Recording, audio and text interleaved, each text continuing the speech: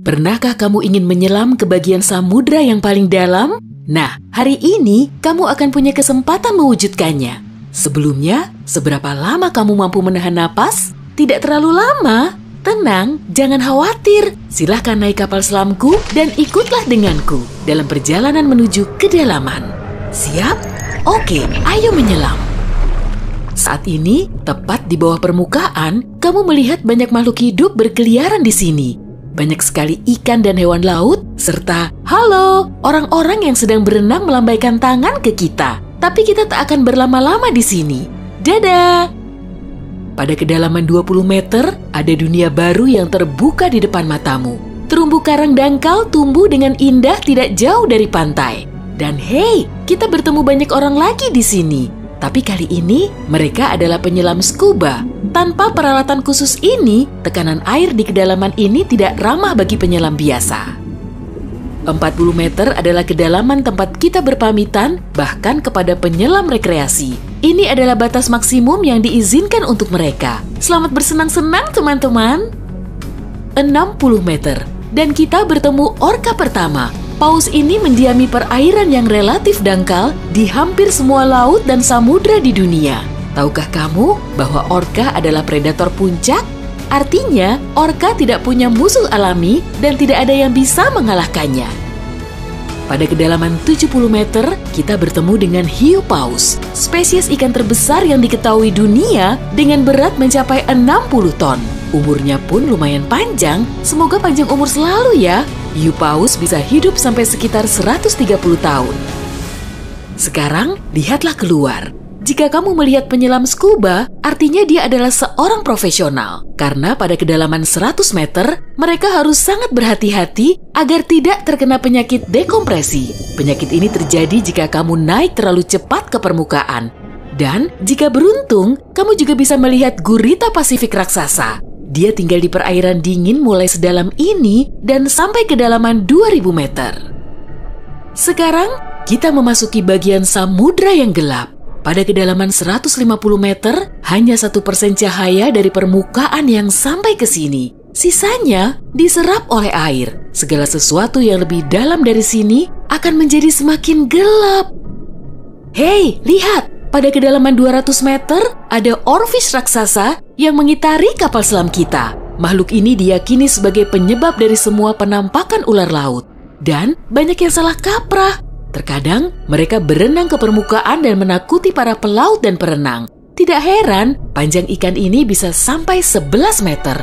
Pastinya cukup untuk membuat bulu kuduku berdiri. Oke, sekarang kita berada di kedalaman 300 meter. Dan sebentar, makhluk besar apa yang ada di luar sana itu? Oh, aku tahu. Itu kepiting laba-laba Jepang. Kamu bingung kenapa laba-laba? Tuh, lihat saja kaki mereka. Dan jawabannya akan datang kepadamu tanpa butuh petunjuk lain. Omong-omong, kaki-kaki ini juga yang mendominasi ukuran makhluk ini. Tubuh kepiting seperti ini biasanya hanya selebar setengah meter. Mari masuk lebih dalam. Dan di kedalaman 500 meter, kamu akan melihat paus biru terakhir. Tidak, bukan paus biru terakhir di dunia. Maksudku, ini adalah jarak terdalam yang bisa mereka tempuh. Paus biru tidak benar-benar perlu menyelam sampai sedalam ini untuk mencari makanan yang sudah berlimpah di perairan dangkal. Tapi mereka masih mampu. Sepertinya mereka hanya ingin memamerkan kehebatan. Mau bagaimanapun, mereka adalah makhluk terbesar dalam sejarah bumi, baik di samudra maupun di darat. Shh, kamu mendengar ini?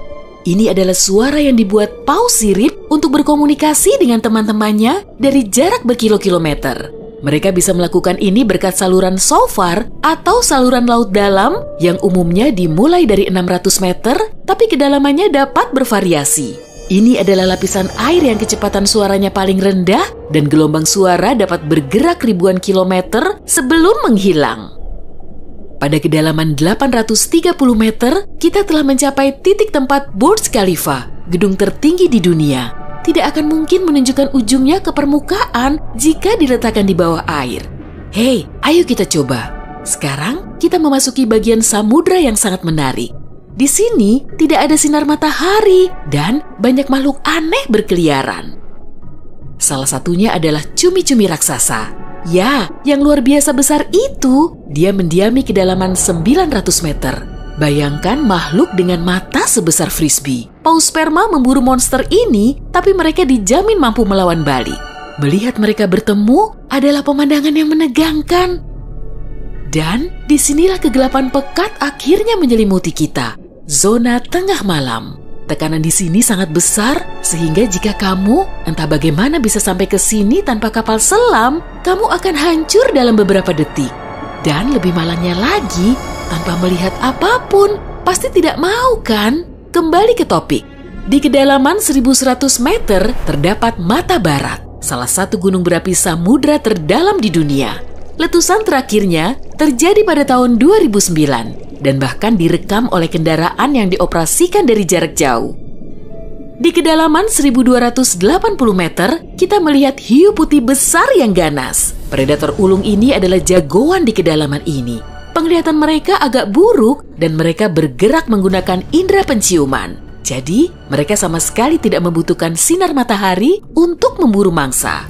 Aku tidak melihatmu, tapi tetap akan memakanmu. Selain itu, penyu belimbing, penyu terbesar di dunia, menyelam di kedalaman yang sama. Apa mereka sengaja menyelam sampai sini untuk bermain dengan hiu putih besar?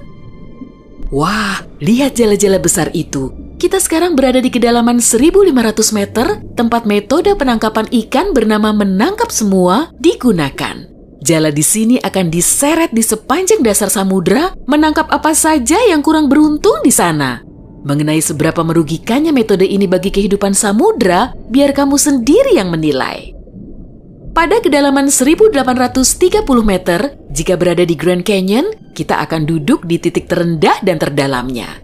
Bayangkan semua curug di sana terisi penuh oleh air, maka seperti itulah pemandangan di sini. Nah, jika kita benar-benar berhati-hati, pada kedalaman 2000 meter, kita akan melihat ikan naga hitam. Makhluk yang bagaikan muncul dari mimpi buruk ini tinggal di bagian samudra yang dalam dan gelap. Dan percayalah padaku, lebih baik dia tetap di sana. Bentuknya mirip makhluk dari film horor dan aku lebih suka jika kita tidak berpapasan dengannya di permukaan. Pada kedalaman 2250 meter, kita harus berpamitan dengan paus sperma. Ini adalah titik terdalam yang bisa mereka selami. Dan mereka memang tidak punya urusan untuk menyelam lebih dalam lagi. Mungkin kalau mereka berburu ikan naga hitam, atau justru mereka yang diburu. Mustahil, perbedaan ukuran mereka terlalu besar. Panjang paus sperma bisa mencapai 19 meter, yang menjadikannya paus bergigi terbesar di dunia. Tidak banyak makhluk laut bisa melawannya. Semoga kapal selam kita punya lampu sorot yang kuat ya. Karena tanpanya, kita tidak akan bisa melihat keindahan terumbu karang samudra dalam yang super indah di kedalaman 3000 meter. Terumbu karang ini dapat ditemukan di setiap samudra dan sayangnya tidak bisa dilihat tanpa peralatan khusus untuk menyelam di samudra dalam. Oke, mari terus melangkah lebih dalam. Dan di kedalaman 3700 meter, kita mencapai kedalaman rata-rata samudra dunia. Mulai sekarang, perjalanan menuju kedalaman yang sebenarnya dimulai. Dasar samudra rata-rata telah kita lewati, jadi sekarang saatnya menyelami celah terdalam. Pada kedalaman 4500 meter, monster dari mimpi buruk terburukmu muncul di sini. Anglerfish misalnya, akan membuat siapapun bergidik ngeri. Giginya yang panjang dan bengkok, serta antena di kepalanya untuk memikat mangsa, sudah cukup untuk menimbulkan rasa takut, bahkan di hati orang-orang yang paling berani. Tapi yang lebih mengerikan, mungkin adalah makhluk yang disebut swallower hitam. Itu adalah monster mirip belut yang memiliki perut super elastis dan mampu menelan mangsa yang ukurannya 2 kali lipat. Lihatlah ke bawah, dan kamu akan melihat bangkai kapal terdalam yang pernah ditemukan. SS Rio Grande di Atlantik Selatan yang tenggelam pada tahun 1941 dan mencapai kedalaman 5.760 meter. Tidak heran, kapal ini baru ditemukan 55 tahun kemudian. Sekarang, bagian samudra terdalam dan tergelap dimulai. Kita menyelam ke Palung Mariana. Menurut pengukuran resminya, Palung Mariana dimulai pada kedalaman sekitar 6.000 meter. Ini adalah area yang paling jarang dieksplorasi dan paling menarik bagi para ilmuwan dan petualang. Apa yang ada di dasarnya? Baiklah, kita akan melihatnya. Tapi selagi masih dalam perjalanan, aku akan menunjukkan hal-hal lain yang ada di sini. Misalnya, ini adalah ikan terdalam yang pernah ditemukan. Namanya ikan siput. Dan dia tinggal di kedalaman 7.900 meter. Tubuhnya tembus cahaya sehingga kamu bisa melihat menembus kulitnya. Ya, untungnya kita tidak mematikan lampu. Bentuk makhluk mungil ini ternyata sangat imut bagi makhluk yang mampu menahan tekanan sekuat ini. Makin rendah dan dalam, kamu tidak akan melihat jenis ikan atau hewan vertebrata apapun di sini. Tekanannya terlalu besar untuk makhluk-makhluk tadi. Tapi ada udang dan invertebrata lainnya. Belum lagi mikrob yang dapat hidup bahkan di bagian terdalam samudra. Dan bagian terdalam itu adalah kedalaman Challenger. Ini adalah bagian bawah Palung Mariana dan kedalamannya 10.927 meter. Ya, kita telah sampai di bagian paling bawah bumi. Tak banyak orang yang pernah ke sini dan tak banyak juga yang diketahui tentangnya. Tapi para ilmuwan tidak akan berhenti dan ada harapan kita akan segera menemukan rahasia apa yang berada di kedalaman samudra.